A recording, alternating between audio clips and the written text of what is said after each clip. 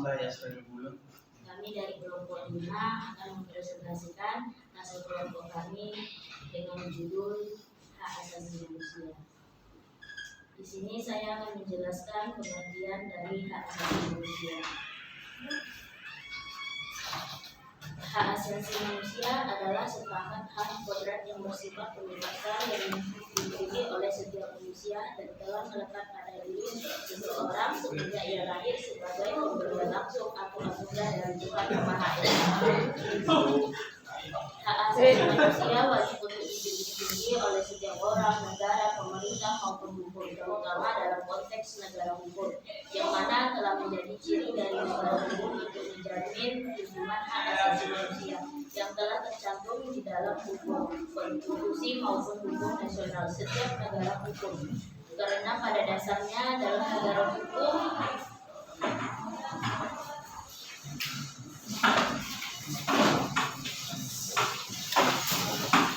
yang mana telah menjadi ciri dari negara hukum untuk menjamin perlindungan hak asasi manusia yang telah tercantum di dalam hukum konstitusi maupun hukum nasional setiap negara hukum. Karena pada dasarnya dalam negara hukum itu mementingkan adanya suatu kesetaraan dan kesamaan derajat antara sesamanya di mata hukum tanpa adanya pengecualian. Selanjutnya, sejarah hak asasi manusia di dunia. Di dunia barat atau Eropa paling dahulu menyuarakan hak asasi manusia, di mana berdasarkan sejarah hak asasi manusia. Inggris juga menyuarakan. Tercatat di Inggris terdapat seorang filsuf yang mengungkapkan gagasan atau merumuskan adanya hal alamiah atau natural law, yaitu Johann Locke pada abad 17. Sejarah perkembangan hak asasi manusia di dunia barat ditandai dengan 3 hal penting, yaitu Magna Carta, terjadinya revolusi Amerika dan revolusi Prancis. Selanjutnya, sejarah hak asasi manusia di Indonesia. Hak asasi manusia di Indonesia dianggap sakral dan selaras dengan kehidupan berbangsa dan bernegara. Indonesia turut memperjuangkan hak asasi manusia di tingkat internasional dan memasukkannya dalam perlindungan nasional. Pancasila sebagai dasar negara sepenuhnya mendukung penegakan hak asasi manusia sejak awal kemerdekaan. Tokoh seperti Muhammad Hatta memperjuangkan hak asasi manusia. Perjuangan hak asasi manusia di Indonesia melalui berbagai fase, termasuk pembentukan organisasi rakyat. Organisasi ini menjadi wadah kesadaran kolektif akan hak-hak yang harus diperjuangkan. Tujuan utamanya adalah menghapus kolonialisme dan memenuhi hak-hak kemanusiaan rakyat.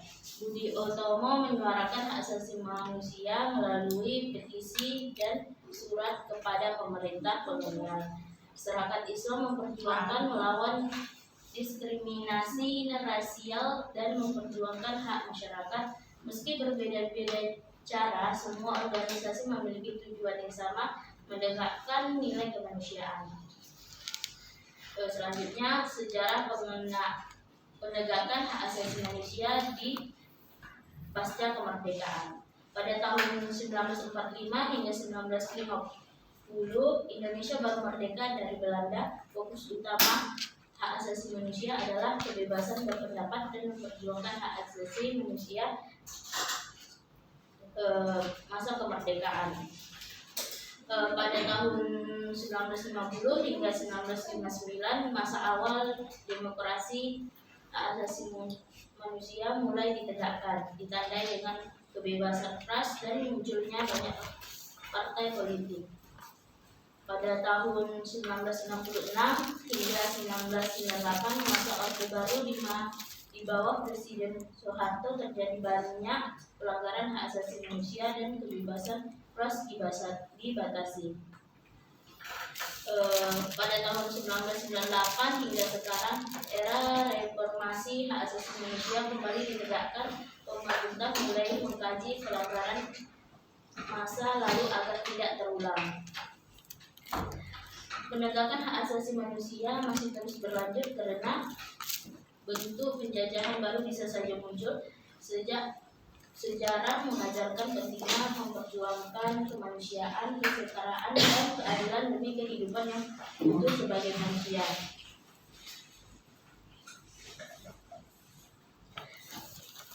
Dalam Hukum Dasar Negara Indonesia, yaitu dalam Undang-Undang Dasar Republik Indonesia 1945, sebelum diamandemen, istilah hak asasi manusia tidak terdapat baik dalam pembukaan, batang tubuh maupun penjelasannya. Tetapi tercantum hak warga negara dan hak penduduk yang dikaitkan dengan kewajibannya. Antara lainnya tercantum dalam pasal 27 hingga pasal 31. Meskipun demikian, bukan berarti hak asasi manusia kurang mendapatkan perhatian karena susunan peraturan UUD 1945 tersebut adalah inti dasar kenegaraan. Dari pasal-pasal tersebut terdapat 5 pokok mengenai hak asasi manusia yang terdapat dalam batang tubuh UUD Undang-Undang Dasar Republik Indonesia 1945, yaitu 1. Kesamaan kedudukan dan kewajiban warga negara di dalam hukum dan pemerintah, pasal 27 ayat 1. 2. Hak setiap warga negara atas pekerjaan dan penghidupan yang layak, pasal 27 ayat 2. 3. Hak kemerdekaan bersikap dan berkumpul, mengeluarkan pikiran dengan lisan dan tulisan sebagaimana yang diterapkan dengan Undang-Undang pasal 28. 4. Hak kebebasan asasi manusia untuk memeluk agama bagi penduduk dijamin negara, pasal 28 ayat 1. 5. Hak atas pengajaran, pasal 31 ayat 1.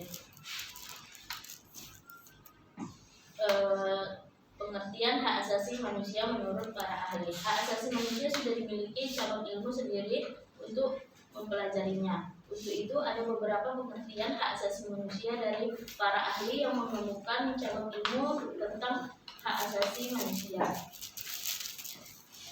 Hak asasi manusia menurut John Locke adalah hak yang langsung diberikan Tuhan kepada manusia sebagai hak yang kodrati. Oleh sebab itu tidak ada kekuatan di dunia ini yang bisa mencabutnya. Hak asasi manusia memiliki sifat yang berdasarkan dan suci.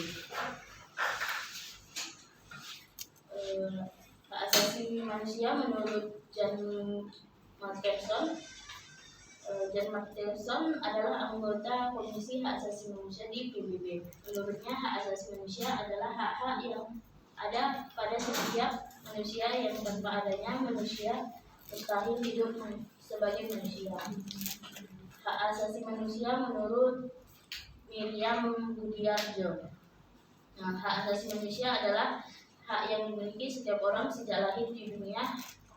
Hak itu sifatnya universal karena hak dimiliki tanpa adanya perbedaan, baik itu ras, jenis kelamin, suku, dan agama. Selanjutnya akan dijelaskan teman saya.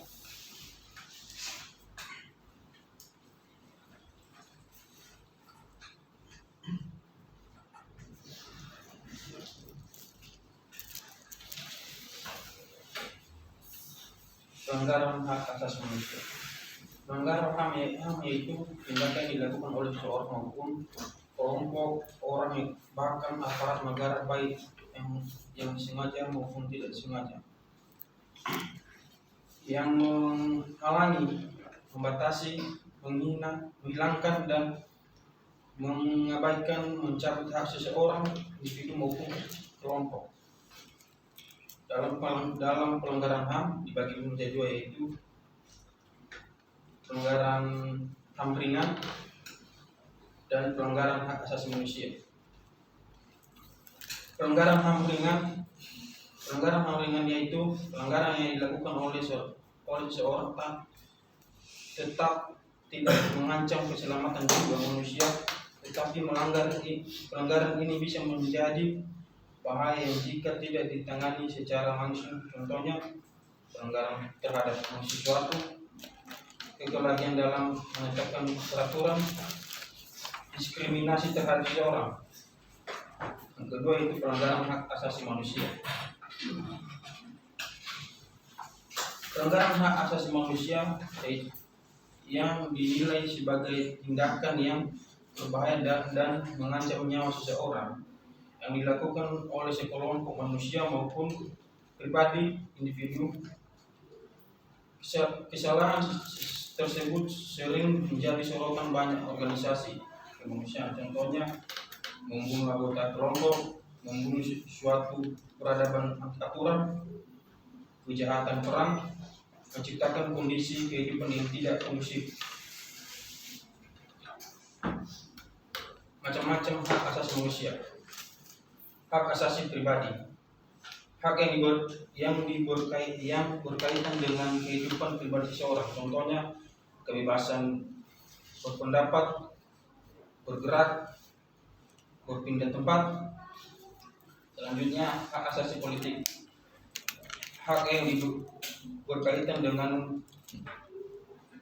partisipasi dalam kehidupan politik, contohnya hak memilih dan dipilih, membuat petisi, ikut kegiatan pemerintah. Selanjutnya hak asasi ekonomi, hak individu dalam bidang ekonomi, contohnya kebebasan jual beli, kontrak, sewa menyewa, memilih pekerjaan. Selanjutnya hak asasi peradilan, hak untuk mendapatkan perlakuan adil dalam proses hukum, contohnya hak pembelaan, hak atas pemeriksaan, penangkapan, dan penggeledahan yang sah. Hak asasi sosial dan budaya, hak dalam kehidupan masyarakat, pendidikan dan budaya, contohnya hak memilih pendidikan, pendapat mengajar, dan menyalurkan bakat sesuai minat. Ciri-ciri asasi manusia. HAM tidak diberikan kepada seseorang, melainkan merupakan hak semua orang, baik itu hak sipil, politik, ekonomi, sosial, dan hak budaya. Selanjutnya hak tidak dapat dicabut, dihilangkan, atau diserahkan. HAM bersifat hakiki, yaitu hak yang sudah ada sejak manusia dalam kandungan. HAM sifatnya universal sehingga berlaku bagi semua manusia tanpa memandang status, suku, gender, dan perbedaan lainnya.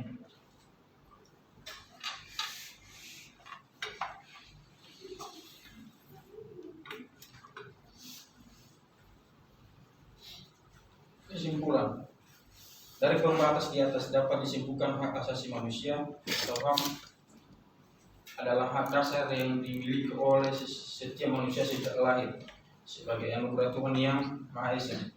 HAM bersifat universal, tidak dapat dicabut, dan wajib dihormati oleh semua pihak. Dalam kehidupan bernegara, HAM penting untuk menjamin keadilan, kesejahteraan, dan perlindungan terhadap martabat manusia.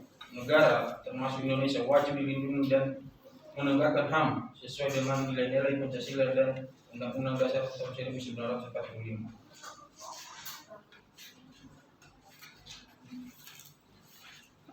Nah, itu dia tadi pengertian dari hak asasi manusia. Selanjutnya kami buka tanya jawab untuk dua kelompok yang ingin bertanya.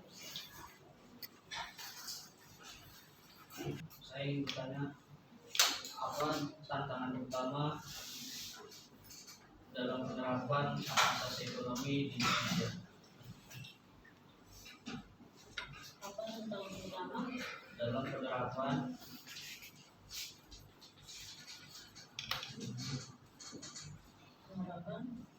hak asasi ekonomi di Indonesia?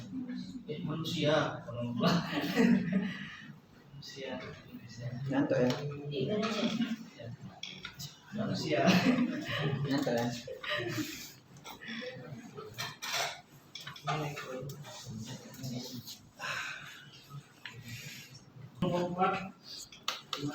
Apakah semua orang di Indonesia sudah benar-benar merasakan perlindungan HAM dan 9 faktor-faktor tersebut?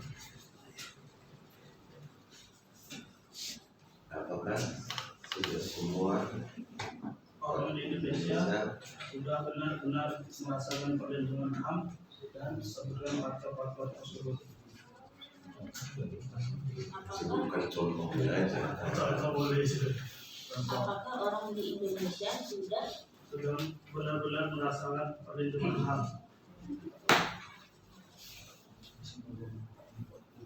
Berikan contoh. Berikan contoh.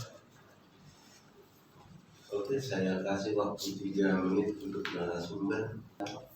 Batu, tidak batu. Saya akan menjawab pertanyaan dari kelompok 4. Apakah orang di Indonesia sudah benar-benar merasakan hak asasi manusia? Saya berikan contoh. Penerapan hak asasi manusia di Indonesia memang sudah menunjukkan kemajuan, tetapi tidak semua orang di Indonesia merasakan secara merata. Beberapa orang dan kelompok mungkin sudah menikmati hak-hak mereka dengan baik, sementara yang lainnya masih menghadapi tantangan besar. Gambaran yang lebih jelas mengenai apakah orang Indonesia sudah benar-benar merasakan hak asasi manusia, itu contohnya kebebasan berpendapat dan pers,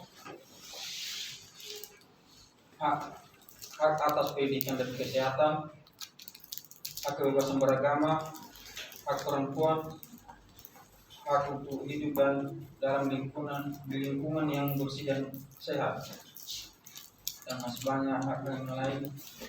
Contoh kebebasan berpendapat dan pers. Contoh negatifnya itu kebebasan ini tidak selalu merata. Di beberapa daerah, terutama di wilayah yang rawan konflik atau daerah dengan kontrol ketat di pemerintah lokal, orang-orang yang mengkritik pemerintah atau pejabat lokal yang sering kali mengalami ancaman, intimidasi, atau kekerasan.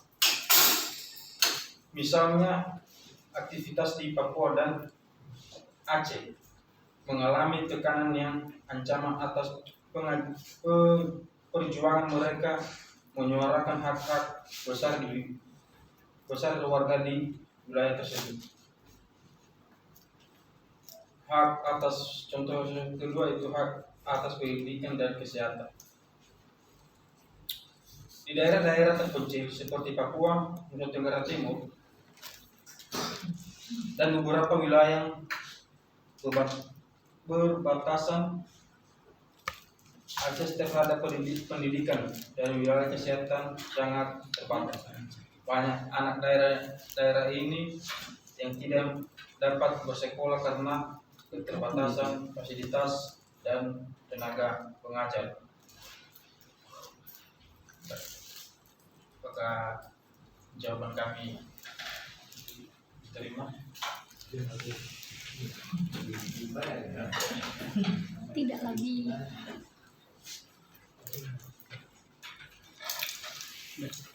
Masih ada sak. Tutup ini. Buka lagi aja. 20 menit. Mantap jawabannya. Sudah semakin membaik kan itu. Yes. Ya. Berkat batu tuh. Anda tidak menjawab sudah baik, tapi semakin membaik, walaupun kebaikannya itu masih juga rendah. Ya. Mantap jawabannya. Jadi memang setiap tahun, setiap hari negara ini makin membaik. Tapi apakah negara ini nanti sempurna baiknya dengan negara lain? Kita nggak tahu kapan. Kita sudah selesainya napas di dalam juga baik negara ini, tapi sudah mulai membaik. Contohnya tentang penerimaan CPNS sudah nggak pakai duit lagi. Itu nggak aku rasakan dengan si kakak. Dia coba CPNS tahun ini di kantor kejaksaan, link per bulan 7 ada uang sosial. Memang itu faktor kecerdasan ini.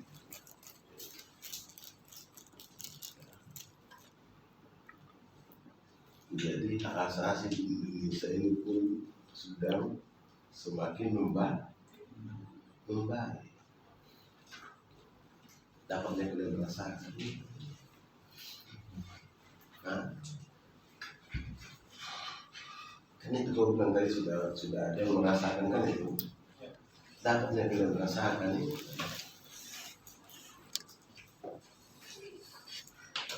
Bahwa hak asasi itu sudah semakin dibenahi di negara ini. Iya, seandainya untuk menentukan kelulusan adalah ujian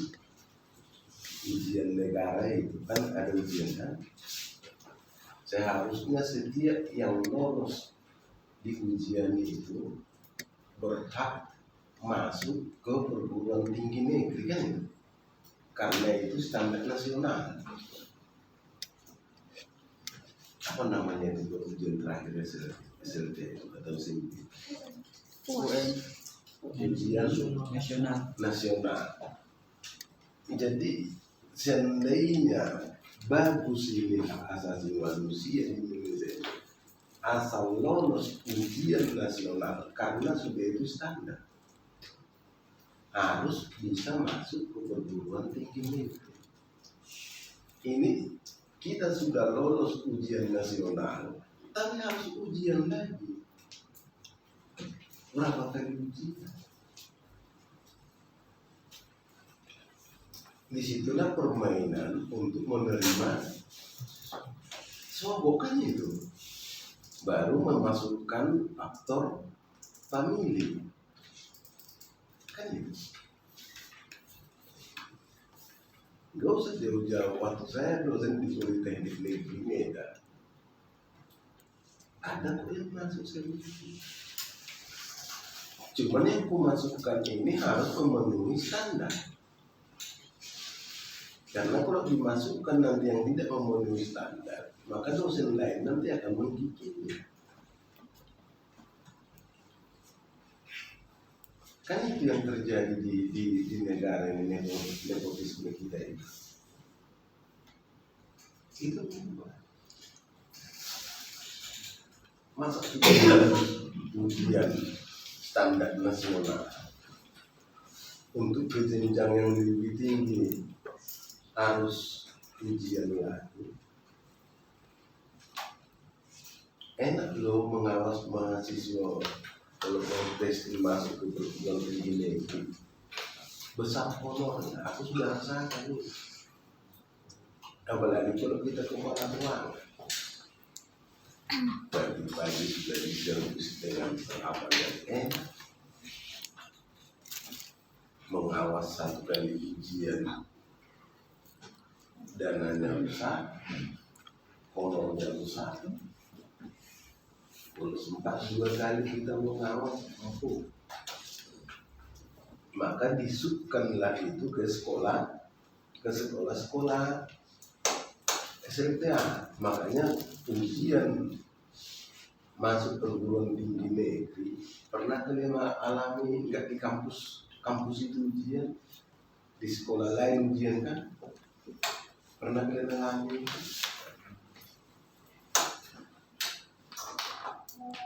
Semakin banyak yang memasukkan permohonan untuk testing, semakin banyaklah uang masuk.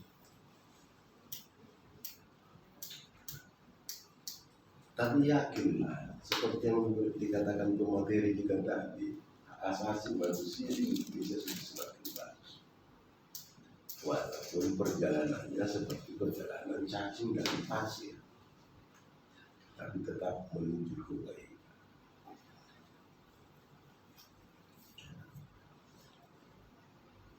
Pernahnya kamu lihat itu bedah rumah itu? Oh. Pernahnya kamu ketahui tentang kartu Indonesia Pintar? Oh. Syaratnya kan harus ada surat miskin dari kelurahan kan? Iya. Kalau memang mampu ekonomi mulai anakku, jangan minta surat miskin dari kelurahan. Nanti yang maha sempurna mengurangi rezeki. Coba dia punya rumah dia punya kerja yang menetap, tapi mampu dia minta surat miskin dari kelurahan. Apa itu? Cinta. Masih masuk kelas kak. Mau bimbingan kak. Progres dia. Kan hak orang bisa sekarang. Jadi yang begitu, nanti kok bisa pelaku juga, kan? Sabar ya kak, sabar ya. Karena sudah bosan aku nengok orang ini, cepat selesai dari kampus ini. Kami juga Iya, kan udah saya bilang hari pertemuan pertama. Gak usah kau fokus ke PKN ini, karena kau tamat nanti bukan mengajarkan PKN. Hanya itu saja yang bisa kami kami sampaikan. Kurang lebihnya mohon maaf atas perhatiannya. Kami ucapkan terima kasih. Saya akhiri. Assalamualaikum warahmatullahi wabarakatuh. Kita berikan kepada narasumber kita.